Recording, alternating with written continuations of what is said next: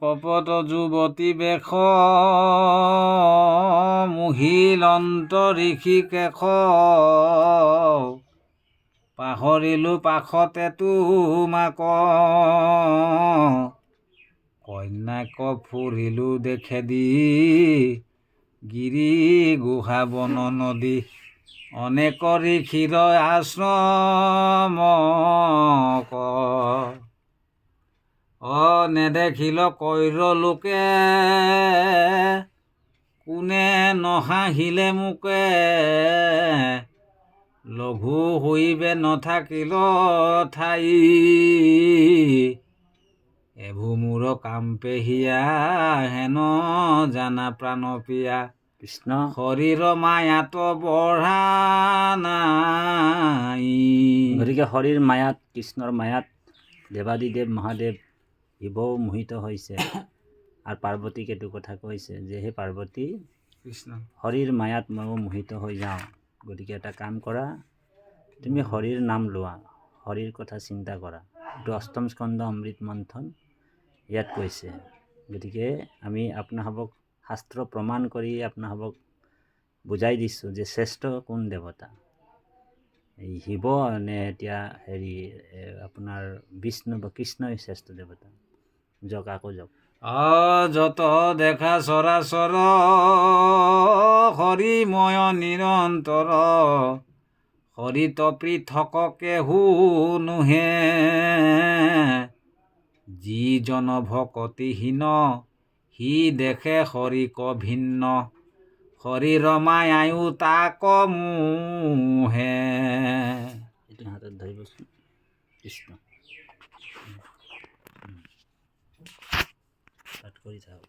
হে ৰাম হৰিহে পৰম দেৱ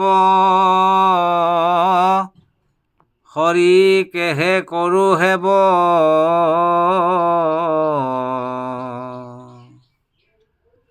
স্বজন্তা পালন্ত হবে হৰি হৰিক হৃদয়ে ধৰি হৰি নাম সদা স্মৰি তেবেহে হৰিৰ মায়া তৰি। এইটো শিৱই পাৰ্বতীক কৈছে। তাৰপিছত কি কৈছে? তুমি হৰিৰ নাম লোৱা, হৰিক হৃদয়ত ধৰা, তেতিয়াই তুমি হৰিৰ মায়াৰ পৰা উদ্ধাৰ পাবা। তাৰপিছত ৰাম হেন জানি তুমি দেৱী হৰিৰ চৰণ হেবি এৰা মোহ লোভ কাম ক্ৰোধ কাম নকৰিও জন্ম বৃথা সদা শুনা হৰি কথা কৰিও কীৰ্তন হৰি নাম। তুমি কি কৈছে? পাৰ্বতীক কৈছে যে হে পাৰ্বতী তুমি কাম কৰিলো মোক নাইকিয়া কৰি এতিয়া কি কৰিব কৈছে? ঈশ্বৰণে এৰা নকৰিও জন্ম বৃথা, তোমাৰ জীৱনটো বৃথা নকৰা। মই যেনেকা হাজাৰ হাজাৰ বছৰ মই ধ্যান কৰি আছোঁ হৰিক পৰম ব্ৰহ্ম পৰমাত্মাক, তুমিও মোৰ লগতে ঈশ্বৰৰ হৰিক আৰাধনা কৰা, হৰিক ধ্যান কৰা। আমাৰ ঘোষাতে এই কথাটো লিখিছে। জপ কৃষ্ণ। হৰিৰ চৰণ মনে চিন্তিও সৰ্বক্ষণে কৰিও ভকতি মালমতে তেবেহে সংসাৰ তৰি হৰিৰ প্ৰসাদে গৌৰী পাইবা গতি মুহুৰ লগতে। তুমি যদি মুক্তি পাবলৈ আছে, পাৰ্বতী কৈছে কি কৈছে যে হৰিৰ চৰণ মনে চিন্তিও সৰ্বক্ষণে কৃষ্ণ কৰিও ভকতি ভালমতে তেবেহে সংসাৰ তৰি হৰিৰ প্ৰসাদে গৌৰী পাইবা গতি মুহুৰৰ লগতে। এইটো কোনে কৈছে? এইটো জেনেৰেল মানুহে কোৱা নাই, এইটো দেৱাদিদেৱ মহাদেৱে কৈছে, শিৱই কৈছে পাৰ্বতীৰ আগত। গতিকে আমি সেইসকল পণ্ডিতক ক'ব বিচাৰিছোঁ যে ভগৱানৰ ভকতি নকৰিলে কি হয়? যে ভগৱানৰ ভকতি নকৰিলে, কৃষ্ণৰ যদি ভকতি নকৰিবা, হৰিক নভজিবা, তেনেহ'লে তুমি গতি নাপাবা। অকণমান আগবাঢ়ক। হে ৰাম শংকৰৰ হেন বাণী পাৰ্বতী গোসানী শুনি আনন্দতে হিয়ৰাই লগাও উঠি কৰ জোৰে গৌৰী ফুৰি প্ৰদক্ষিণ কৰি নামিলাহি বৰ দুই পাওঁ নমিলা দিবৰ দুই পাওঁ অ তুমি প্ৰভু সৰ্বজান দিলা মোক দিব্য জ্ঞান সাৰ্থক তোমাৰ মই যায়া কৃষ্ণ কিনো ভাগ্যৱতী আমি তোমাৰ প্ৰসাদে স্বামী ধৰিলো দুষ্টৰ ঘোৰ মায়া কোনোবা যদি মায়াৰ পৰা নিস্তাৰ হ'ব আছে তেনেহ'লে পাৰ্বতীয়ে কৈছে যে মই আজি তোমাৰ যিটো পৰম গোপনীয় কথাটো তুমি মোক ক'লা সেই ঈশ্বৰক যে ভক্তি কৰিব লাগিব এই কথাটো পাৰ্বতীয়ে গম পালে আৰু পাৰ্বতীয়ে তিনিবাৰ প্ৰমাণ কৰি তিনিবাৰ শিৱৰ প্ৰদক্ষিণ কৰি পিছত শিৱক প্ৰাৰ্থনা কৈছে সেৱা কৰিছে যে তুমি প্ৰভু সৰ্বজান দিলা মোক দিব্য জ্ঞান আজি যিটো জ্ঞান পালোঁ সেইটো দিব্য জ্ঞান দিলা সাৰ্থক তোমাৰ মই যায়া মই আজি সাৰ্থক হৈছোঁ আজি মই নিজকে পত্নী বুলি ভাবিছোঁ তোমাৰ পত্নী বুলি ভাবিছোঁ কিনো ভাগ্যৱতী আমি তোমাৰ প্ৰসাদে স্বামী তৰিলো দুষ্টৰ ঘোৰ মায়া আজি মই তোমাৰ মায়াৰ পৰা নিস্তাৰ হৈছোঁ কৃষ্ণ এবেহে জানিলো হাৰে হৰি ভকতিত পৰে নিস্তাৰ কৰন্তা আন নাই মিছাতেহে মূঢ়জনে খপে আল জাল মনে হৰি নামে মুখ্য পদ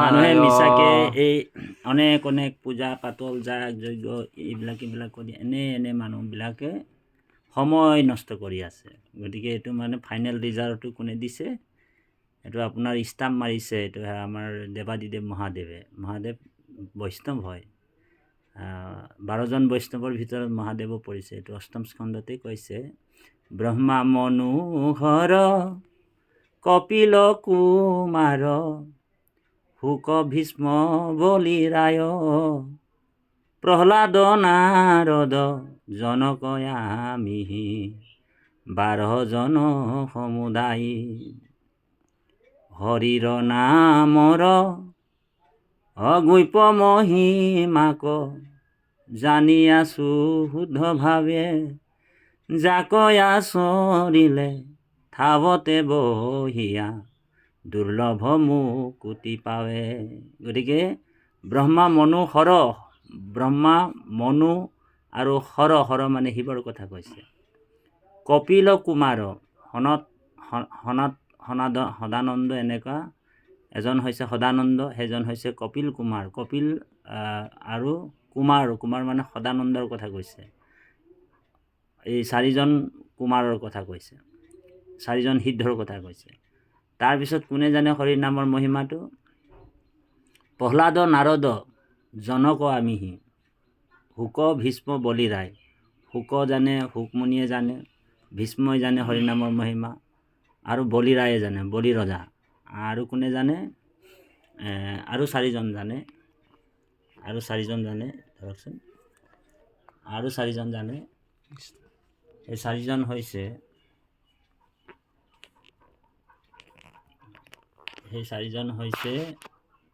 প্ৰহ্লাদ নাৰদ জনক আমিহি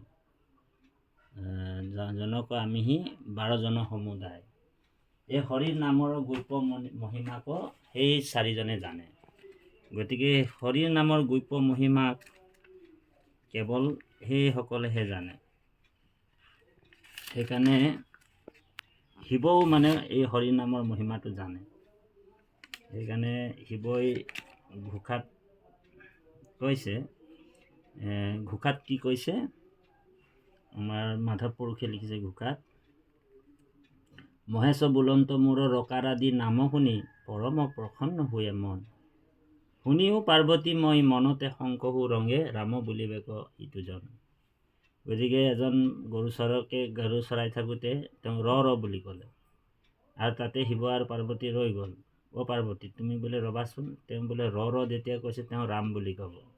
ৰাম নামটো শুনিবৰ কাৰণে তেওঁ মানে ইমানেই আগ্ৰহী হৈছে, নিজকে উত্তাৱলা হৈছে যে মই ৰাম নামতে ৰমোহোঁ। তাৰপিছতে কৈছে, সেইকাৰণে ঘোষাত লিখিছে যে সুয়াদেৱ দিগম্বৰ ভস্ম বিভূষিত অংগ হিৰত ধৰিয়া জটাভাৰ মহেশ হেমন্ত জাক হেন কৃষ্ণ বিনে আন শ্ৰেষ্ঠ দেৱ আছে আৰু কোনো শ্ৰেষ্ঠ দেৱ আছে আৰু 16 নম্বৰ ঘোষাত আছে। গতিকে আকৌ পাৰ্বতীকো কৈছে যে হে পাৰ্বতী তুমি ৰাম ৰাম ক'বা, তেতিয়া তোমাৰ বদনটো অমৃত বদন হ'ব বুলি কৈছে। যে তুমি ৰাম নাম ক'লে তোমাৰ অমৃত হ'ব বদনটো, ৰামতে ৰমাবন্ত বুলি কৈছে। গতিকে এই কথাবিলাকতে আমাক এইটো বুজাইছে যে আমি কলিযুগৰ মানুহ ৰাম নাম ল'ব লাগিব, কৃষ্ণ নাম ল'ব লাগিব, তেতিয়া আমি ঈশ্বৰৰ মুখী হ'ব পাৰিম। গতিকে সেই প্ৰভু সমস্ত আমি আপোনাসৱৰ মাজত এইখিনি কথা আপোনাসৱৰ মাজত মানে শুদ্ধ অশুদ্ধ সত্য বিচাৰ কৰিলোঁ। কৃষ্ণ জক অবাউৰ চিন্তা নাহি মোৰ দৌদৰিবু সংসাৰ ঘূৰ কুতুহলে হৰি নাম নামে এহি বুলি পাছে গৌৰী হৰি ভকতি কৰি থাকিল অন্ত জগতৰ মাৱে হুকমুনি নিগদতি শুনিলাখা কুৰুপতি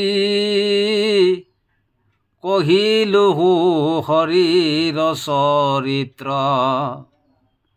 কপট যুৱতী বেশে যেন মতে ঋষিকেশে মুহিলন্ত শংকৰৰ চিত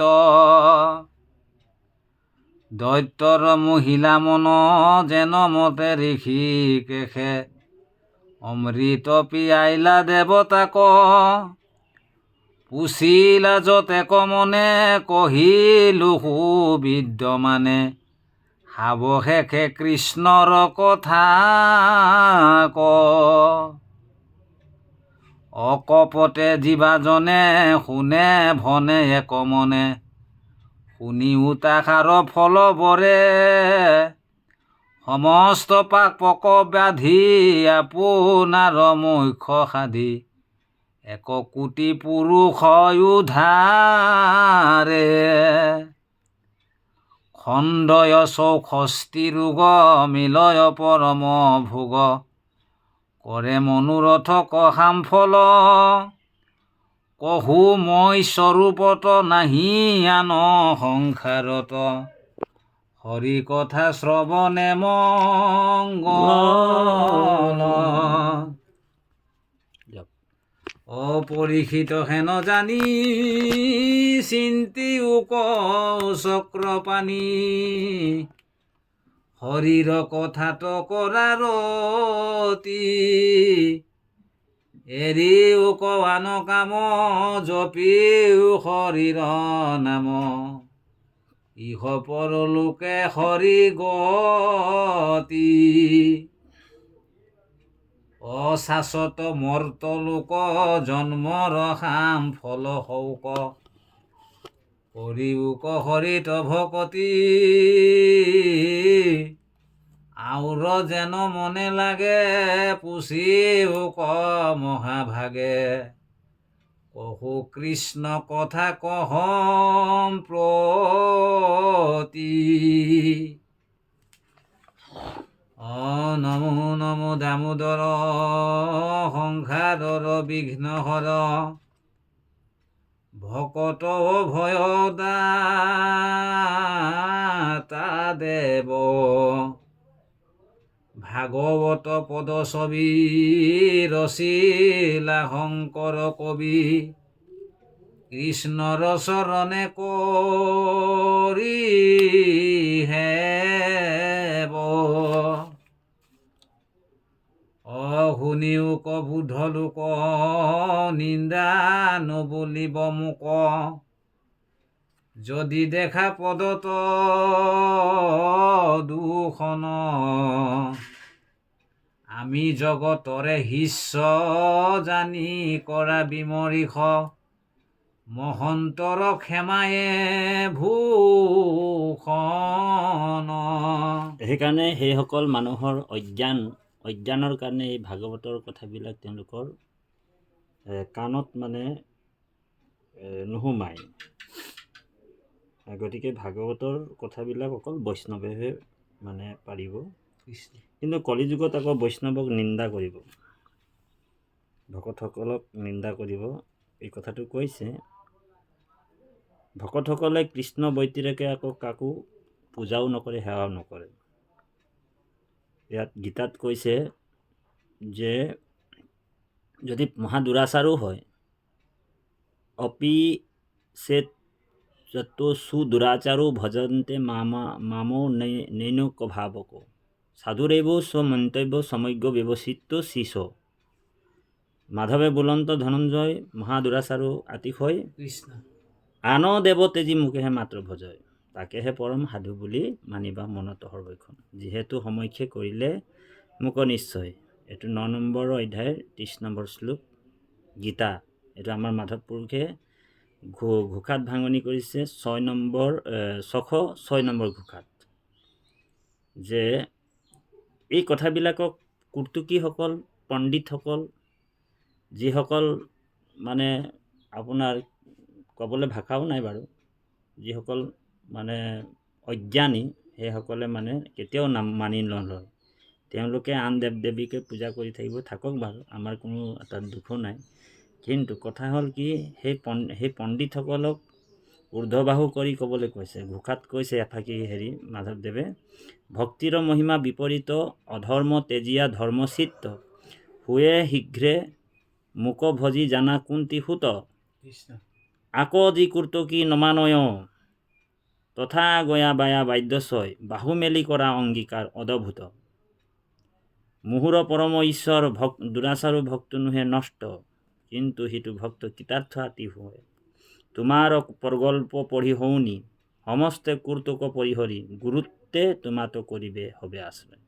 গতিকে ঊৰ্ধবাহু কৰি কিনি আমি কৈছে যে এতিয়া দেখা গ'ল যে ওপৰত উল্লেখ কৰা যিখিনি মানে মাধৱ পুৰুষে লিখিছে যে সাধু সন্ত মহন্ত আদি নাম কোনো দেৱ দেৱীক পূজা নকৰে।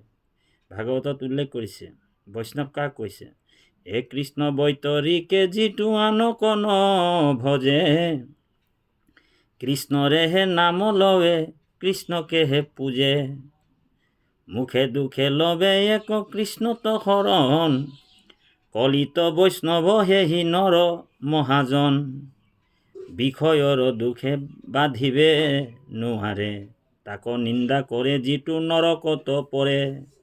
আৰু সেই কৃষ্ণৰ ব্যতিৰেকে কোনো দেৱতাক শিৱ দুৰ্গা কালী ভদ্ৰা আব্ৰং বাব্ৰং এইবিলাকক পূজা নকৰে, কেৱল কৃষ্ণক ভক্তি কৰে।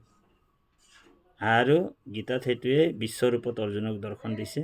তুমি এজন ৰুদ্ৰক চিনি পোৱা, এজন শিৱক চিনি পোৱা, মোৰ ওচৰত দ্বাদশ ৰুদ্ৰ আছে, একাদশ ৰুদ্ৰ 11জন শিৱ। গতিকে কলিত কীৰ্তনে শুয়ে ভকত আতপৰে লাভ নাহি লোকত হৰিনাম ঘোষি কলিযুগত নিশ্চয় হৈ ভকত।